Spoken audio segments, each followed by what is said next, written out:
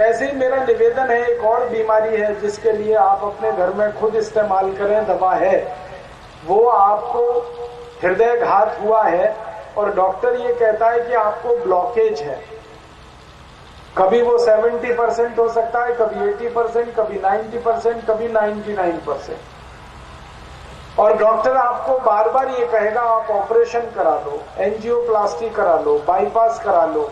मेरा निवेदन है कि आप इस चक्कर में ना फंसें, क्योंकि एंजियोप्लास्टी का एक भी ऑपरेशन करने वाला डॉक्टर आपको ये गारंटी नहीं दे सकता कि दोबारा आपको हार्ट अटैक नहीं आएगा।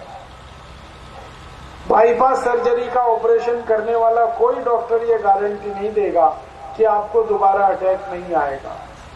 कई बार तो ये देखा गया है कि सवेरे ऑपरेशन कराया, शाम को दोबारा अटैक फिर आ गया।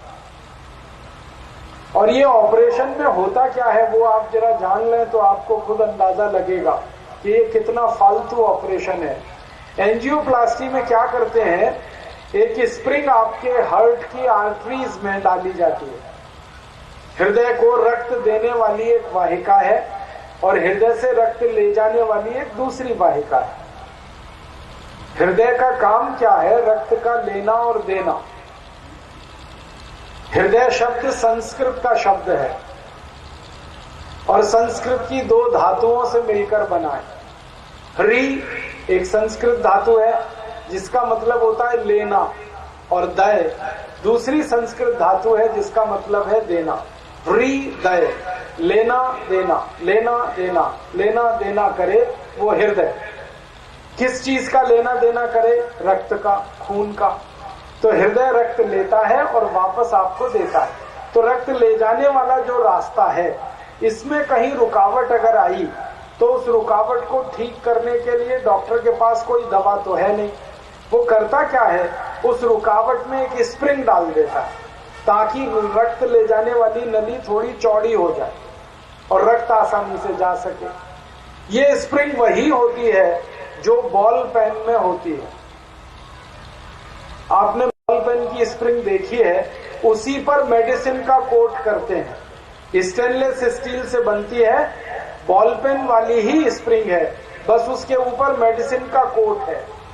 और आपको बहुत आश्चर्य लगेगा ये सुनकर कि ये स्प्रिंग 10 रुपए में बनती है और जब आपके हृदय में डाली जाती है तो डॉक्टर 1.5 से 2 लाख रुपए का बिल बनाता है। और कई डॉक्टर तो इतने बेईमान हैं कि इस स्प्रिंग को बीच से काट के 2 कर देते हैं और वो 2 ऑपरेशन का चार्ज आपसे वसूल लेते हैं। 3 लाख रुपए दे, मैंने 2 स्टंट डाले।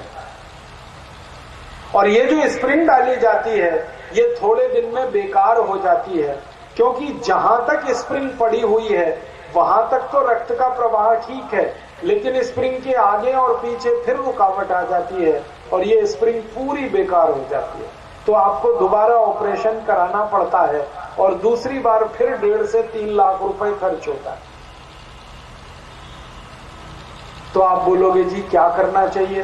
बात तो सीधी सी ये है कि आपके हृदय के रक्त में रुकावट करने वाली जो टेंडेंसी है उसको खत्म करिए।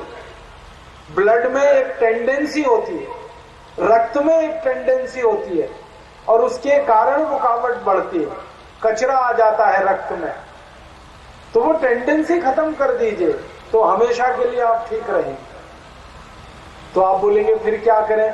इस रक्त की टेंडेंसी को खत्म करना है कि रुकावट ना आए, इसके लिए एलोपैथी के पास कोई इलाज नहीं है। इसको विनम्रता पूर्वक मैं आपसे कह रहा हूं, एक भी इलाज नहीं है उनके पास कि आपके रक्त में रुकावट ना आए। मैं आपको एक सरल उदाहरण से ये समझाऊं। आपके घर के आगे पानी निकलने के लिए एक नाली बह रही है मान लीजिए, और इस नाली में कोई रुकावट आ गई तो क्या होने वाला है? पानी इधर उधर से बहेगा। तो आप क्या करेंगे? आपसे अगर मैं पूछूं कि आपके घर का गंदा पानी निकलने वाली नाली में रुकावट आ गई है, अब इस रुकावट को आने के बाद आप क्या करोगे? एक रास्ता है कि नाली तोड़कर दूसरी नाली बनवाओगे, और दूसरा रास्ता है कि नाली में जो कचरा फंस गया है इसकी सफाई करोगे। कौन सी चीज अच्छी है? आपके घर से गंदा पानी निकलने वाली जो नाली है इसमें कचरा फंस गया है, इस कचरे को साफ करोगे या उस नाली को तोड़कर नई नाली बनाओ? आप कहोगे जी कचरा साफ करेंगे। तो हर्ट के लिए भी यही विकल्प है। ये पुरानी नाली तोड़कर नई नाली बनवाना माने ऑपरेशन कराना, और कचरे की सफाई करके नाली को ही साफ कर देना माने आयुर्वेद की पद्धति में जाना। अब आप पूछोगे जी क्या कचरा है हमारे रक्त में जो रुकावट पैदा कर रहा है? इसी कचरे का नाम है कोलेस्ट्रॉल। आपके शरीर में जरूरत से ज्यादा एलडीएल माने लो डेंसिटी लिपोप्रोटीन और VLDL very low density lipoprotein बढ़ गया है, इसी ने आपके रक्त में रुकावट लाई है। तो आप क्या करो, एलडीएल और बीएलडीएल को कम कर लो, माने कचरे की सफाई कर लो, माने रक्त को शुद्ध कर लो, माने रक्त का शुद्धिकरण कर दो। अब आप ये पूछो कि रक्त को शुद्ध करना, कचरे को हटाना रक्त में से, इसके लिए आयुर्वेद में क्या दवा है? तो आयुर्वेद की सबसे अच्छी दवा आपके घर में है, उसका नाम है घिया, उसका नाम है लौकी, उसका नाम है दूधी, उसका नाम है सोरेकाई, उसका नाम है कुंबड़काई, उसका नाम है सोतेकाई। अलग अलग भाषाओं में अलग अलग नाम है। आपके पंजाबी में शायद घिया कहते हैं उसको, हम लोग हिंदी में लौकी कहते हैं उसको, मराठी में उसको दूधी कहते हैं, गुजराती में भी उसको दूधी कहते हैं, कन्नड़ में उसको सोरेकाई कहते हैं, तमिल भाषा में उसको सोतेकाई कहते हैं। अलग अलग भाषाओं में अलग अलग नाम है इसके लौकी के। लौकी माने घिया, ये आपके घर में है, ये खून को सबसे तेजी से शुद्ध करता है और ये खून के सारे कचरे को निकाल देता है। माने खून में जो कोलेस्ट्रॉल बढ़ा है, जो ट्राइग्लिसराइड का बैलेंस खत्म हुआ है, उसको सबसे अच्छे तरीके से ठीक करने की ताकत इस लौकी में है, घिया में है। तो जिनको भी हृदय में तकलीफ है, आप उनको बोलो ऑपरेशन ना कराएं, घिये का रस पियो। ऑपरेशन में 3 लाख रुपए क्यों बर्बाद कर रहे हो? घिये के रस में 500 रुपए में ही आप ठीक हो जाओगे, इससे ज्यादा खर्च नहीं होने वाला आपका। अब आप बोलेंगे घिये का रस कैसे निकालें? घिये का रस निकालने का तरीका है कि उसका छिलका ना उतारें, छिलके को साबुत रखें और रस निकालें।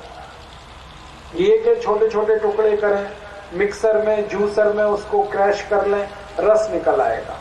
अब इस रस में थोड़ा तुलसी पत्ता मिलाएं पीसकर, थोड़ा धनिया पत्ता मिलाएं पीसकर, थोड़ा पुदीना पत्ता मिलाएं पीसकर, तीनों को पीसकर मिला दीजिए। अब आपका दवा तैयार है। इसको पीना है रोज सुबह खाली पेट। खाली पेट पीने में कुछ तकलीफ हो तो खाना खाने के 1 घंटे के बाद या नाश्ता करने के 1 घंटे के बाद आप इसे ले सकते हैं। और इसको लगातार 4 महीने आप पी लीजिए तो आपका अगर 99% तक ब्लॉकेज है वो भी निकल जाएगा, बड़े आराम से निकल जाएगा। आपका कोलेस्ट्रॉल ठीक हो जाएगा, ट्राइग्लिसराइड्स ठीक हो जाएंगे, आपका हाई ब्लड प्रेशर है वो एकदम सामान्य हो जाएगा, आपके शरीर में खून में कहीं भी कोई रुकावट है वो रुकावट इससे निकल जाए।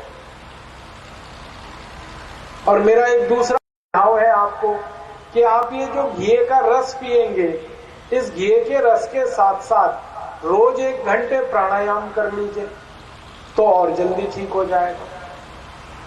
खाली घिये का रस पिएंगे 4 से 5 महीने में ठीक होगा, लेकिन प्राणायाम साथ में कर लेंगे तो 1.5-2 महीने में ही हृदय आपका ठीक हो जाए। प्राणायाम में सबसे ज्यादा कपालभाति और अनुलोम विलोम, ये 2 प्राणायाम आप कर लीजिए। और इन प्राणायाम को सिखाने के लिए हमारी योग कक्षाएं यहाँ चलती हैं, उसमें आप आ जाइए, सीख लीजिए और फिर वही करिए। 2 महीने बाद आपके हृदय को चेक कर लीजिए कि अभी दुरुस्त हो गया कि नहीं हो गया। तो आप बोलोगे हृदय को चेक कैसे करेंगे, डॉक्टर के पास तो जाना ही पड़ेगा, एंजियोग्राफी तो करानी ही पड़ेगी। एंजियोग्राफी कराने की जरूरत नहीं है, घर में ही आप चेक कर सकते हैं कि आपका हृदय ठीक हुआ या नहीं हुआ।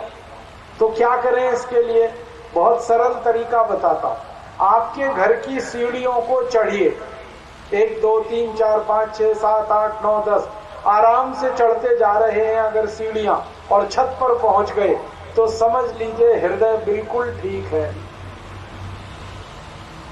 और जो सीढ़ियां चढ़ने में रुकावट आ रही है, सांस फूल रही है, दम फूल रहा है, आपको खड़ा होना पड़ता है, बैठना पड़ता है, तो समझ लो अभी भी ब्लॉकेज है और वो निकला नहीं है। सीढ़ियां चढ़कर देख लो, सबसे आसान तरीका है हृदय को चेक करने का। सीढ़ियां सबके घर में है, आप बच्चों की तरह से खटखट खटखट सीढ़ियां चढ़ जाएं तो समझना हृदय एकदम सुरक्षित है।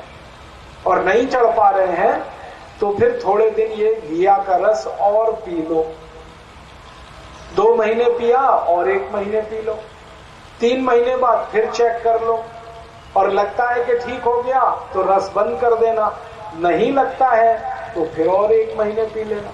इसमें मुश्किल तो कुछ नहीं, साइड इफेक्ट कुछ नहीं है, एक्सपायरी डेट भी नहीं है इसकी, और ये सस्ते से सस्ता आसानी से हर घर में उपलब्ध है। अब बहुत सारे लोगों को मैंने ये कहते सुना है कि आजकल घिया का रस पीने में खतरा है क्योंकि उसमें इंजेक्शन लगा देते हैं, ऑक्सीटोसिन का इंजेक्शन लगा देते हैं। तो मैं आपको एक तरीका बताता हूं कि घी में इंजेक्शन लगा है या नहीं लगा है, इसकी पहचान आप कर लो। और ये पहचान आप खुद कर सकते हो, देखकर तो पहचान नहीं होगी। अगर आप घिया देखकर पहचान करोगे तो नहीं कर पाओगे। तरीका दूसरा बताता हूं, घिया को हाथ में ले लो और नाखून उसमें दबाओ, अंगूठे का नाखून उसमें दबा दो घी में।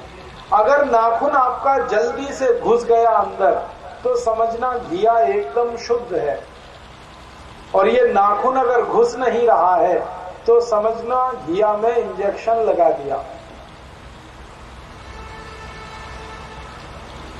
ये ऑक्सीटोसिन का इंजेक्शन जब घिया में लग जाता है तो उसकी जो त्वचा है वो बहुत कठोर हो जाती है और उसमें नाखून घुसना मुश्किल हो जाए।